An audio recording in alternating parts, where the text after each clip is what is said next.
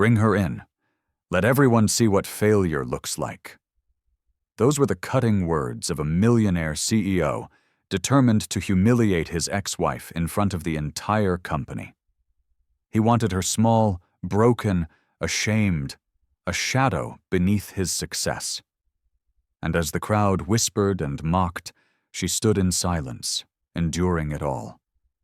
What he never knew was that the woman he tried to disgrace carried a truth powerful enough to shake the very ground he stood on. A truth that, when revealed, would leave the entire Gala speechless.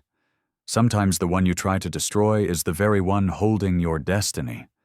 Sometimes humiliation is only the beginning of glory.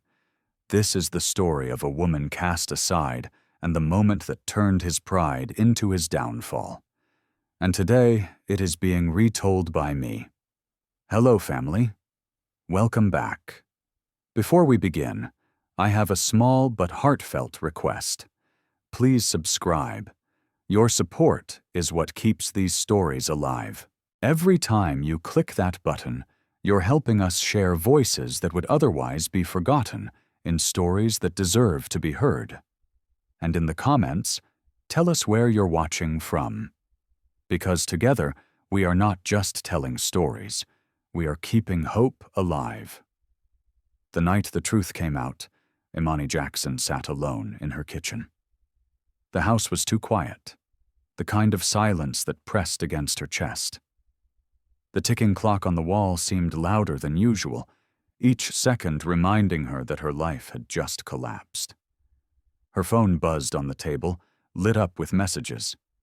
She didn't need to open them. The whispers had already reached her. Everyone knew now her husband, Julian Vance, had been seen in public with another woman. Not just any woman, her best friend, Chloe Sinclair. Imani's hands trembled as she picked up the phone and pressed the screen. There it was, the photo. Julian and Chloe holding hands, smiling like they were the ones who had conquered the world. The front door opened. She heard the familiar sound of his shoes on the hardwood floor. Julian walked in, suit sharp, tie loose, smelling of whiskey and expensive cologne. He looked like a man who hadn't a single care in the world. Imani stood, phone clutched in her hand. "Julian," she said, her voice tight. "Is it true?" He raised an eyebrow. "Is what true?" She shoved the phone at him. The picture glowed between them. "This. You and Chloe, my best friend. Tell me it's not true." Julian glanced at the photo, then tossed his keys on the counter. He sighed as if she was nothing more than a nuisance. "Imani, don't make this dramatic. You knew things weren't working between us. You knew I needed more." "Needed more?" Her voice cracked. "You needed her. Do you even understand what you've done to me? What I've done?" His tone turned sharp. "Imani, let's be honest here. You were never the kind of woman who could keep up with me. I'm building an empire. You're stuck. Chloe understands ambition. She makes me look stronger. You never did." Her breath caught. The words sliced into her. "I gave you everything, Julian. I stood by you when you had nothing." He cut her off, voice like ice. "And now you've served your purpose. Don't drag this out. The divorce papers are ready. Sign them and move on." Her body shook. "So that's it. 10 years of marriage thrown away for ambition." "Not thrown away," he said smoothly. "Upgraded." The casual cruelty in his tone made her chest burn. Days later she tried to fight back, but Julian moved quickly. His lawyers were vicious, tearing her reputation apart. To the world, he was the charming, ambitious CEO. To her, he was a stranger with no mercy. The media devoured the story. Headlines praised Julian for finding true love with Chloe. Imani was painted as bitter, weak, and jealous. Julian's lies spread everywhere. One night, her phone rang. It was her brother, Marcus. "Imani," he said sharply. "What's going on? People are saying you're dragging Julian's name through the mud." She froze. Me? Marcus? He cheated on me with Chloe, my best friend, and you're worried about his name." Marcus's silence was heavy. Then his voice hardened. "Manny, don't make this uglier than it already is. Maybe it's better this way. Maybe Julian. Maybe he really did outgrow you." Her stomach twisted. "Marcus, you're taking his side." "I'm being realistic," he snapped. "Julian's going places, and you're stuck in the past. Stop clinging to him, let it go." Her throat tightened. "You don't even see it. He's using you just like he used me." "Enough," Marcus said flatly. "Don't call me again if all you're going to do is attack him." The call ended. Her own brother had turned against her. Weeks later, the final blow came. Julian stood at a press conference, cameras flashing all around him. Chloe stood beside him, glowing with victory. "As for my past," Julian said with a cold smile, "let's just say I was weighed down by someone who couldn't keep up. But now with Chloe, I'm free to rise to the level I was always meant for." The crowd laughed, clapped, admired. Imani Jackson, once his loyal wife, became nothing more than a public joke. But behind her silence, something else lived. She wasn't broken. She wasn't defeated. She was waiting. Waiting for the day Julian would learn that silence was not weakness. Her story wasn't over. It was only beginning. 2 years had passed since Julian Vance signed the divorce papers and walked away as if she had been nothing more than a bad business deal. Imani Jackson remembered those first weeks well, days when she couldn't even get out of bed, nights when the betrayal burned so fresh she could barely breathe. People whispered when she passed them on the street. "That's the one who got dumped for her best friend," they said. Some even laughed. But time changes people. Pain either drowns you or sharpens you. For Imani, it sharpened. She started small with nothing but her knowledge of numbers. She remembered every late night she had spent balancing Julian's early accounts, running calculations while he slept. If she could do it for him, she could do it for herself. Her first chance came in a cramped office with peeling paint. A struggling real estate firm needed someone to fix their books. The owner, an older man named Mr. Henderson, frowned when he saw her resume. "You're Julian Vance's ex-wife?" Imani swallowed hard. "Yes." He leaned back, skeptical. "Why should I trust you with my accounts? From what I've read, you were, let's just say, not the brains behind Julian's success."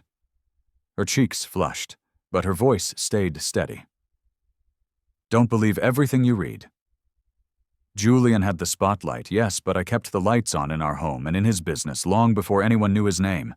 If I can handle his chaos, I can handle yours." Henderson studied her for a long moment, then sighed. "Fine. 1 month. Prove yourself." And she did. Within weeks, she found errors no one else had noticed. She saved him thousands. One evening, Henderson walked into her office holding a folder. "You weren't lying, were you?" he said almost grudgingly. "You've got a sharp head." Julian was a fool. Imani allowed herself a small smile. Yes, he was. From there, she grew, job by job, deal by deal. She learned the language of real estate, the patterns of investments, the art of patience. When she finally made her first purchase, a run-down apartment block no one wanted, people laughed. "This is a dump," one realtor scoffed when she signed the papers. "A waste of money." Imani only smiled faintly. "We'll see." Months later, after renovations and the right tenants, that same realtor approached her at a party, shaking his head. "I don't know how you did it. You turned that place into gold." Imani raised her glass. Sometimes what people throw away is exactly where the treasure lies. By the second year, she was no longer a joke. Investors began calling her. Some knew her story and tried to test her. At one meeting, a wealthy man leaned across the table, smirking.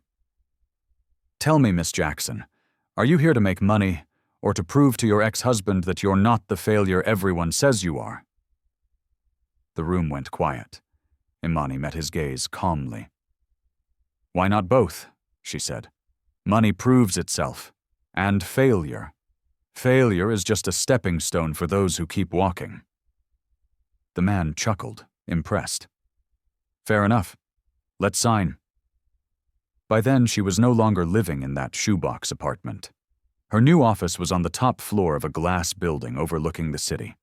She had assistants, lawyers, entire teams working under her name, though most of the world still had no idea who she had become. One afternoon, her young assistant Maya rushed into the office carrying a folder. "Miss Jackson," she said breathlessly, "the acquisition is complete. You now own the majority shares in Vance Industries." For a moment, Imani said nothing.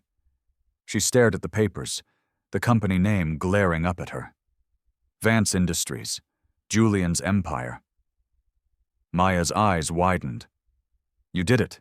You own his company now?" Imani touched the folder gently. "No, Maya, I don't own his company." She paused, her voice calm. "I own my company. He just doesn't know it yet." That night, Marcus called her for the first time in years. "Mani," he said cautiously, "I heard some things. People are saying you've been making big moves. Is it true?" She leaned back in her chair, her tone cool. "Funny. You didn't believe in me when I needed you. Why the sudden interest?" Marcus cleared his throat. "Look, I was wrong back then. Julian promised me opportunities, but he never followed through. Maybe we can start over. Work together." Imani let the silence stretch, then spoke softly. "You chose him over me, Marcus. You made your bed." "Manny, come on. You're my sister." She laughed bitterly. "A sister you sold for scraps." Marcus's voice grew desperate. "Don't shut me out. I need this." Imani's words were sharp but calm. "So did I. 2 years ago, and you weren't there. Goodbye, Marcus." She ended the call. For the first time, it didn't hurt. Later that week, Imani stood by the window of her penthouse office, the city lights stretching far below. Maya walked in quietly. "Do you ever think about him?" Maya asked softly. Imani didn't move from the window. "Every day." "And if he saw you now?" A faint smile curved her lips. "He will. Very soon." Maya hesitated. "What will you say to him?" Imani turned, her eyes steady, voice calm. "Nothing. I don't need words. I just need to stand there. That will be enough." 2 years after her fall, Imani Jackson was no longer broken, no longer forgotten. She was rich, she was powerful, and was ready. And though Julian Vance still laughed, still posed for cameras with Chloe Sinclair on his arm, he had no idea that the woman he tried to bury was already standing above him, waiting for the right moment to step into the light. The day was coming, and when it arrived, Julian would finally learn that the silence he once mocked was not weakness. It was power.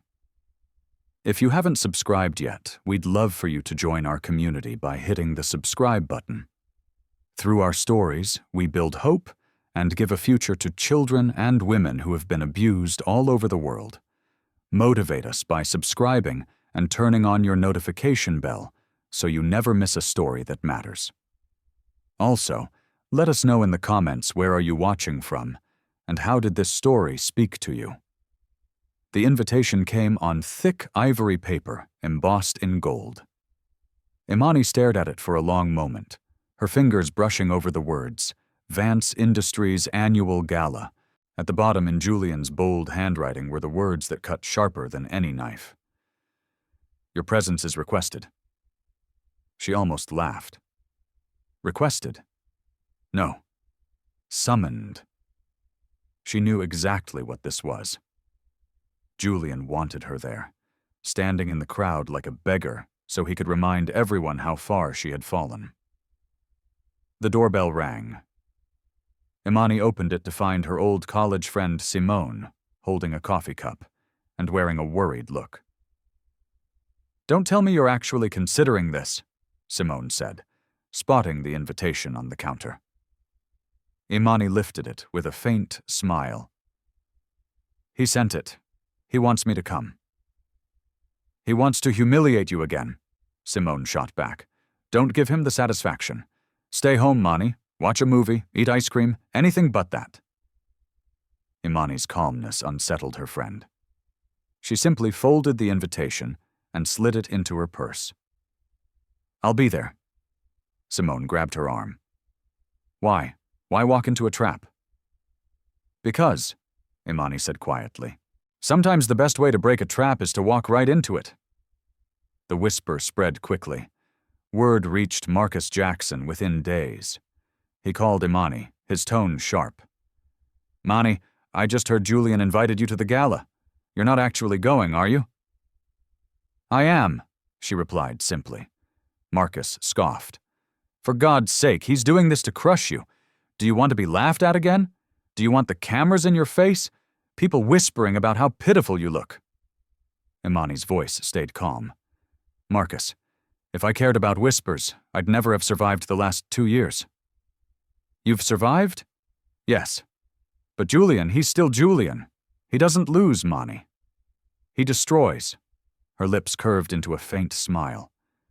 "So do storms, and yet storms pass." Marcus was silent for a beat. "I don't get you anymore. You used to be fragile. Now you talk like you're planning something." "Maybe I am." "Mani, please don't go. He'll ruin you again." She ended the call with only one sentence. "No, Marcus. This time I'll be the one standing when it's over." Meanwhile, across the city, Julian Vance leaned back in his leather chair, sipping brandy. Chloe Sinclair draped herself across the sofa, scrolling through her phone. "Did she respond?" Chloe asked. "Not yet," Julian said smugly, "but she'll come. Imani always folds under pressure. She'll walk in with her cheap dress, head down, trying to look brave. And when she does," he smirked, "I'll make sure the whole room sees what failure looks like." Chloe laughed, but there was an edge in her voice. "She's pathetic, Julian. But are you sure inviting her is wise? Some wounds don't need reopening." He shot her a cold look. "This isn't about her. It's about me, about showing the board, the investors, that I've moved on, that I'm stronger than ever. Imani's presence is proof that I've upgraded, and I want everyone to see it." Chloe smiled again, though her eyes flickered with unease. "Then let's give them a show." In the days leading up to the gala, Imani kept her schedule full. Simone noticed strange things. Phone calls at odd hours, meetings with men in expensive suits who left Imani's office looking shaken. One afternoon, Simone pressed her. "What's going on, Mani? You've been different, busy, secretive. Who are all these people you're meeting?" Imani only sipped her tea and smiled. "Just old acquaintances."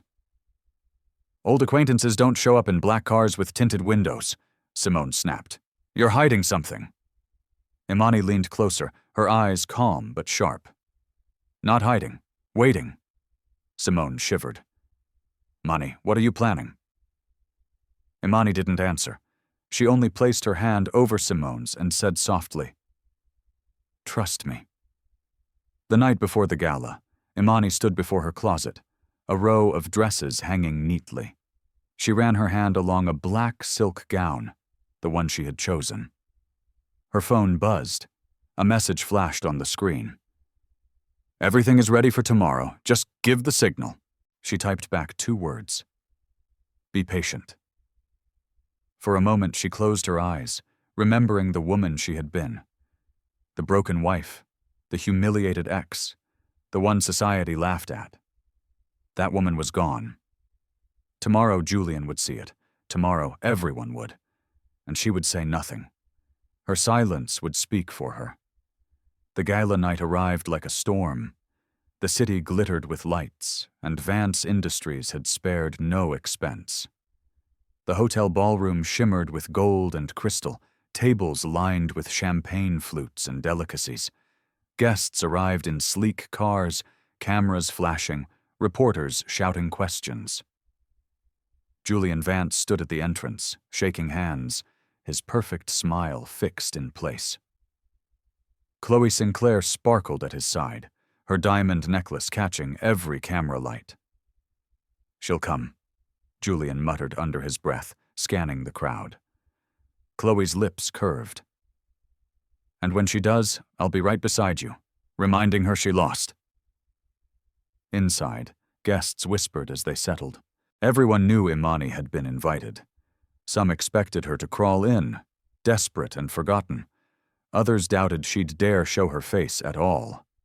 Across the city, Imani fastened the clasp of her black silk gown. Simone hovered nervously behind her, fussing with the hem. "You don't have to do this," Simone said for the 100th time. "You look incredible, but Mani, this isn't a dinner party. This is war, and Julian doesn't fight fair." Imani studied herself in the mirror. The reflection that stared back wasn't the woman Julian had discarded. Her hair fell in soft waves. Her gown hugged her figure with quiet power. Her eyes, calm and steady, no longer held the fragility of the past. "I know exactly what this is," she said softly. "And that's why I have to go." Simone wrung her hands. "What if he tries to embarrass you again?" Imani slipped on her heels, her movements graceful, unhurried. "Then let him try." Her phone buzzed. A single message lit the screen. "All parties are in position. We await your arrival." Simone frowned. "Who keeps texting you? What's going on?" Imani met her friend's anxious eyes and smiled faintly. "Just business." "Business?" Simone repeated. "Mani, you've changed. You're different, stronger. I don't know whether to be proud or terrified." "Be both," Imani whispered. She picked up her clutch and headed for the door. Outside, cameras flashed as a sleek black car pulled up. The driver opened the door, and Imani Jackson stepped out. Gasps rippled through the crowd. Reporters leaned forward, clicking furiously. "Is that Imani Jackson? She looks incredible." "Did you see that dress?" The whispers weren't mocking this time. They were stunned. Marcus hurried out, nearly tripping over his own feet. "Mani," he said, his voice low, urgent. "You shouldn't be here. Julian's waiting to humiliate you. Please don't do this to yourself." Imani's gaze was calm, her tone even. "Relax, Marcus. I'm not the same woman you left behind." Marcus frowned. "What are you talking about?" "You'll see soon enough." She brushed past him, the clicking of her heels sharp against the pavement. Inside, the crowd shifted as she entered. Heads turned. Conversations paused. Imani Jackson glided across the room like she belonged there. No, like she owned it. Julian's smug grin faltered for a fraction of a second before he masked it. He stepped forward, arm tight around Chloe. "Imani," he said loud enough for everyone to hear, "how bold of you to show up." "I wasn't sure you'd have the courage." Imani's lips curved faintly. "Courage isn't something you measure in invitations, Julian." The crowd tittered nervously. Chloe squeezed Julian's arm, her voice dripping with mockery. "Imani, darling, you look well. Better than expected. Tell me, who lent you that gown?" Imani tilted her head slightly. "No one lends me anything." Her eyes flicked over Chloe's glittering necklace. "Can you say the same?" Gasps rippled through the guests. Julian's jaw tightened. He leaned in closer, voice sharp. "Remember where you are, Imani. This is my stage, my night. Don't embarrass yourself." Imani's calm smile didn't waver. "Embarrassment is for those who have something to lose." Her words unsettled him, though he didn't understand why. From across the room, Simone watched in awe. She whispered to herself, "She's not here to suffer. She's here to end something." Nearby, an older board member whispered to another, "Do you see the way they're greeting her? She has presence almost like—" He trailed off, shaking his head. Imani moved through the room with ease, shaking hands, exchanging brief words with people Julian thought were only his allies. But as she passed, more than one investor gave her a respectful nod, subtle but undeniable. Julian noticed. His smile stiffened. Something was wrong. Something he couldn't put his finger on. Chloe leaned close, whispering into his ear, "Why are they looking at her like that? Why are they treating her like she matters?" Julian's eyes narrowed. "Because she doesn't. She's nothing. Tonight, everyone will see that." But as Imani raised her glass and met his stare from across the room, Julian felt for the first time in years a flicker of doubt. The gala had only just begun. And while Julian Vance believed he was about to stage Imani Jackson's final humiliation, the truth was far different. The trap he thought he had set was already closing around him. "Ladies and gentlemen," he began, "I want to thank you all for being here tonight. This is a special evening for me, not just because of our company's new chapter, but because I get to share it with the people who matter most." He glanced at Chloe, pulling her close. "And with the woman who has given me strength, vision, and love. The kind of woman a man like me deserves." Polite applause filled the room. Julian's eyes flicked toward Imani, lingering just long enough for everyone to understand the insult. "But of course," he continued smoothly, "life teaches us lessons. Some partnerships hold us back. Some people lack the ambition to rise with you, and when that happens, you must make a choice." His words cut like a knife. The crowd chuckled uncomfortably, some glancing at Imani, waiting for her reaction. She stood still, her posture straight, her face serene. She didn't flinch. She didn't lower her eyes. Chloe leaned toward Julian's ear, whispering with a smirk, "She's just standing there like she's made of stone." "Good," Julian whispered back. "Let her drown in silence." Minutes later, Julian continued mingling with investors. He was in his element, laughing, shaking hands, boasting of future plans. Yet, small things began to happen. When he presented his new project to Mr. Allen, a key investor, the man only offered a thin smile. "We'll discuss later, Julian." "Later?" Julian pressed, keeping his smile in place. "This is the perfect time." But Allen excused himself, drifting toward Imani's corner with surprising ease. Julian's jaw tightened. Moments later, he approached Mr. Patterson, a board member who usually praised him without hesitation. "Patterson, glad you're here. About the expansion deal." But Patterson avoided his eyes, murmuring something about needing more data before committing. Chloe noticed, too. She leaned closer, her voice low. "Why are they acting like that? Normally they eat out of your hand." Julian's smile faltered for a split second before returning. "They're nervous, that's all. The economy, the markets, nothing to do with me." But his eyes flicked to Imani, who now stood quietly speaking with Mr. Allen. The investor nodded at her respectfully before shaking her hand. Julian clenched his fist at his side. "What the hell is she doing?" Chloe followed his gaze, then forced a laugh. "Don't be paranoid. She's probably just begging for sympathy." Julian forced himself to laugh, too, but his chest tightened. Why were powerful men, his men, looking at her like that? Later during dinner, Julian stood again to give a short toast. "To strength, to loyalty, and to the courage it takes to walk away from weakness," he said, his voice loud, confident. "Some people settle for less. I chose better." The room laughed politely again. Everyone knew who less meant. All eyes flicked to Imani. Simone, seated beside her, leaned in and whispered fiercely, "Imani, please don't let him do this. Say something. Defend yourself." But Imani only sipped her water, her eyes never leaving Julian. Her silence was her shield. "Why aren't you angry?" Simone demanded under her breath. Imani smiled faintly. "Because storms burn themselves out, Simone. All I have to do is wait." Julian raised his glass high. "And so to Chloe, the partner I always needed. May we rise together higher than ever before."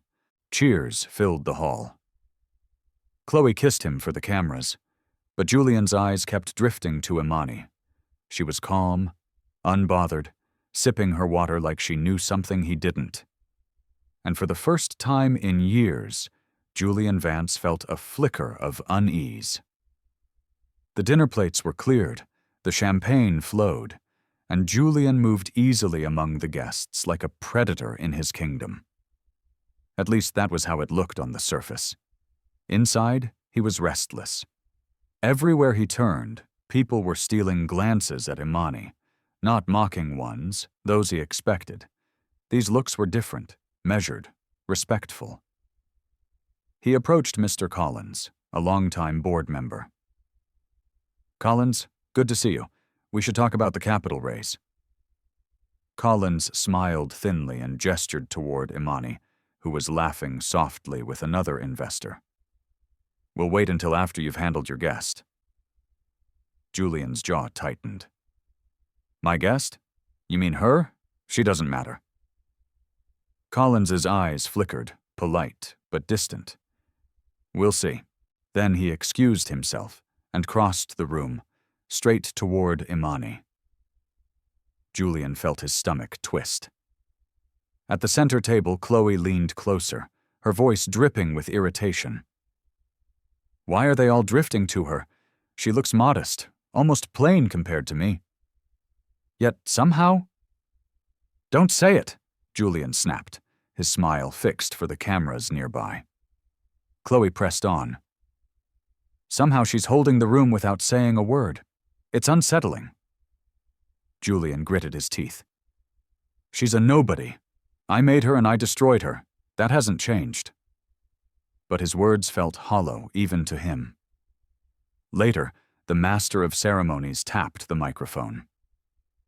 "Ladies and gentlemen, if I could have your attention, Mr. Julian Vance would like to deliver a few words about the company's future." Applause filled the hall as Julian strode to the stage. His voice rang out, smooth and polished. "Tonight is a celebration not just of success, but of resilience, of choosing the right people to stand beside us. Vance Industries has always been built on vision. And when partnerships fail, when some lack the ambition to keep pace," his eyes slid deliberately toward Imani, "the only choice is to move on to greater things." Polite laughter murmured. Guests glanced at Imani again, curious.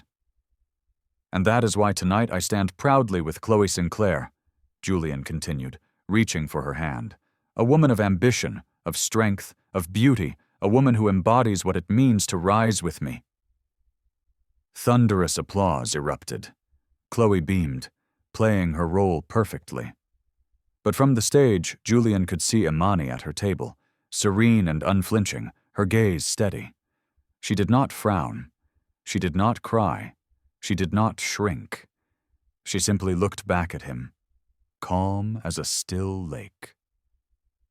The sight unnerved him. After his speech, reporters swarmed him. "Mr. Vance, what are your plans for expansion?" "Mr. Vance, how do you respond to critics who say you've taken risks too quickly?" Julian waved their questions aside, but then one reporter dared. "Mr. Vance, any comments on your ex-wife's presence tonight?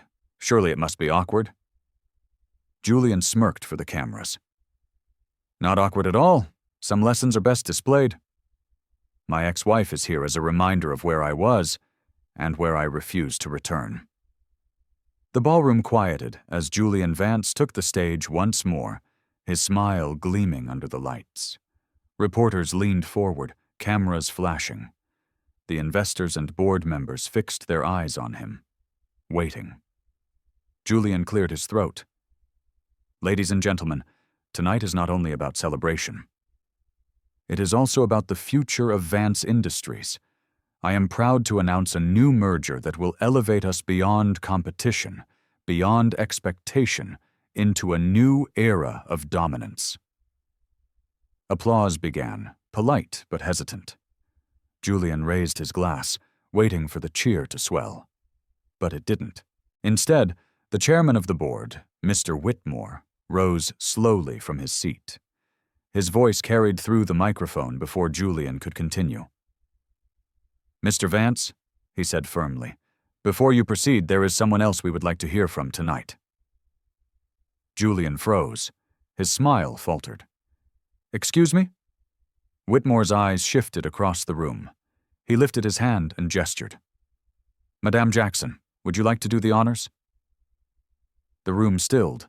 Silence heavy enough to choke hung in the air. Dozens of eyes turned.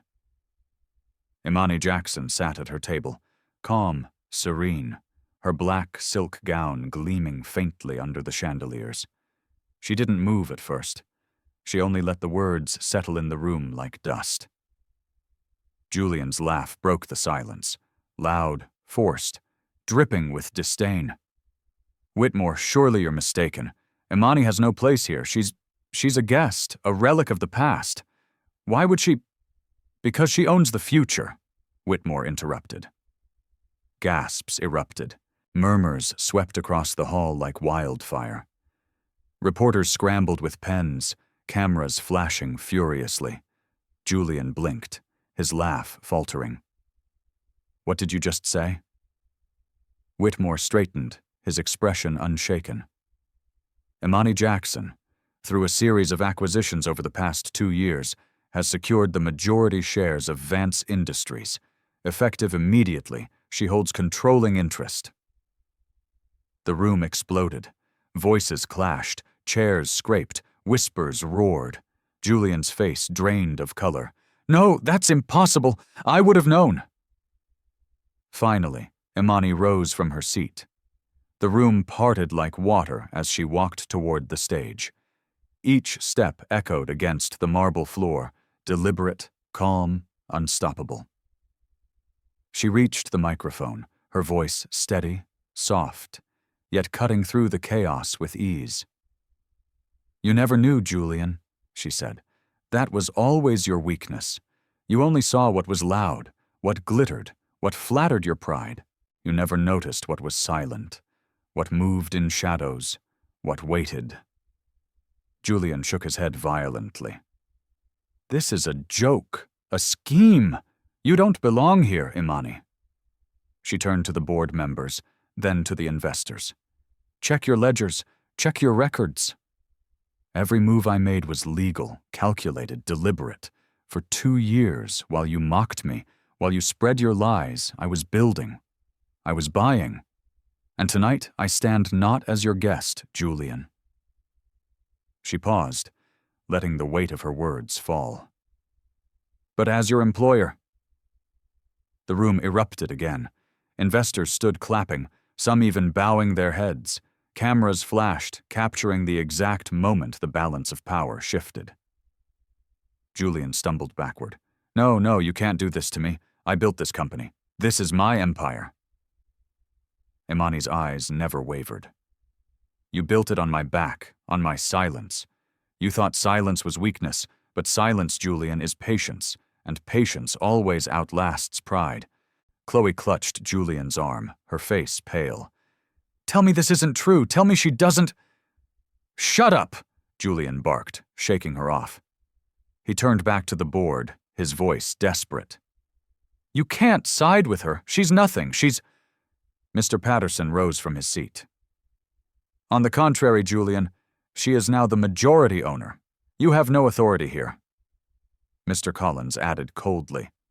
"Effective immediately, your position as CEO is terminated. The board stands with Madam Jackson." Gasps. Applause. Cheers swelling now louder than any Julian had ever received. Julian's eyes bulged, his voice rising to a scream. You traitors, all of you! I made you rich. I gave you power. And you lost it, Imani said quietly. Her voice silenced the room instantly. Because power built on lies always crumbles. You tried to make me small, Julian. You tried to bury me. But the truth does not need to shout. It only needs the right moment to stand. Her words hung in the air, unshakable. Julian staggered forward, pointing a trembling finger at her. You'll regret this, Imani. You'll regret ever crossing me. She met his gaze without flinching. No, Julian. You'll regret crossing me. The board members moved toward the stage. Security, already briefed, stepped closer. Julian realized then this was not a joke, not a scheme, not a mistake. This was real. Chloe yanked her hand away from his arm, her voice shrill. You told me she was finished, that she had nothing. How could you let this happen? Don't you dare blame me, Julian snapped, but his words rang hollow. Chloe's face twisted in disgust. You're nothing now, less than nothing. Do you think I'm going down with you? She turned and walked away, her heels clicking sharply against the floor. The cameras followed her, catching every ounce of her betrayal. Julian called after her, his voice breaking, Chloe, don't you walk away from me. But she didn't turn back. The board chairman raised his voice over the chaos. Ladies and gentlemen, tonight we welcome Imani Jackson as the new owner and controlling authority of Vance Industries. The crowd erupted again. Cheers, applause, flashing cameras. Imani stood tall, her face serene. She did not smile, she did not gloat. She simply raised her hand for silence. This moment, she said firmly, is not about revenge. It is about truth. For years I was painted as weak, a failure, a woman without worth. But the truth is simple. Dignity cannot be stolen. It can only be surrendered. And I never surrendered mine. The room grew still, her words washing over them like a tide. Julian, pale and trembling, tried one last time. Please, Imani, don't do this. We can work something out. We can... Her eyes softened, but her voice stayed firm. You had your chance to build with me, Julian. You chose to destroy me instead, and now you stand in the ruins you created. Security stepped forward. Julian resisted at first, then sagged, defeated as they guided him toward the exit. The cameras followed, recording his disgrace, his downfall. Imani watched him go, her head high, not out of vengeance, but out of strength restored. The man who once mocked her, who declared her a failure, was leaving the gala stripped of everything. His title, his fiancée, his pride. And Imani Jackson, the woman he had cast aside, now stood at the center of the empire he thought was his. As the night closed, Simone slipped to her side, her voice shaking. Mani, you did it. You really did it. Imani touched her arm gently. No, Simone. The truth did it. It just needed time. She turned toward the room, toward the city beyond the glass windows, her head held high. The whispers that once mocked her were gone. Now they spoke her name with awe. And for the first time in years, Imani Jackson walked away, not broken, not bitter, but whole, restored in dignity, her silence finally justified. The storm had passed, and Julian Vance was nothing more than a memory.